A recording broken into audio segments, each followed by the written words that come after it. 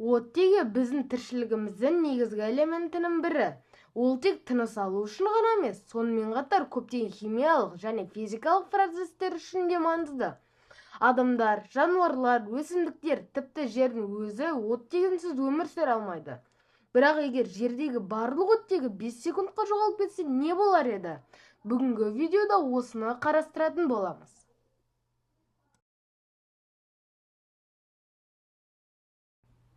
Адамның көпшілігі 5 секунд бойы тынысын ұстай алады. Бірақ бұл жағдайда мәселе мүлде басқаша болар еді.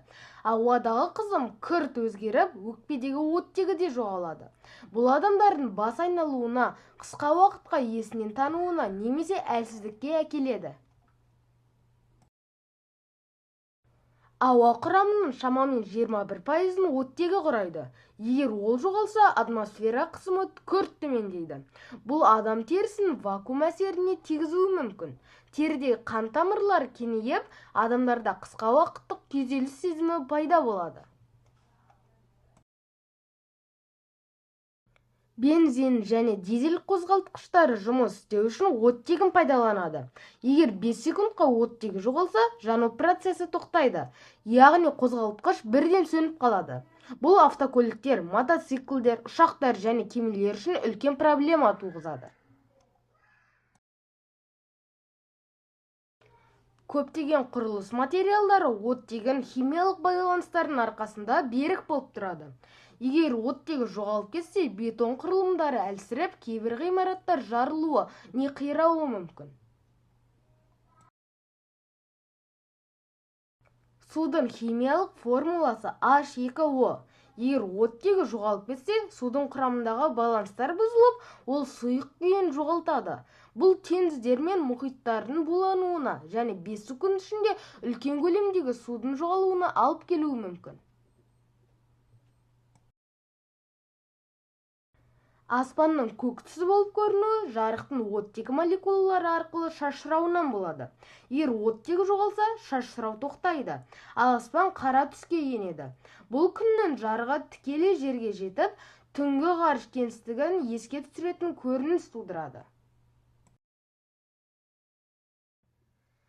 Жануарлар оттегінсіз 5 секунд ішінде есінен танып кетуі мүмкін. Өйткені өкпедегі оттегі лезде жоғалады. Кейбір әлсіз немесе ауру жануарлар осы қысым өзгерісіне шыдай алмай өліп кетуі мүмкін. Оттегі 5 секундтан кейін қайта оралса, кейбір нәрселер тез қалпына келеді, ал кейбір өзгерістер тұрақты әсер қалдыруы мүмкін.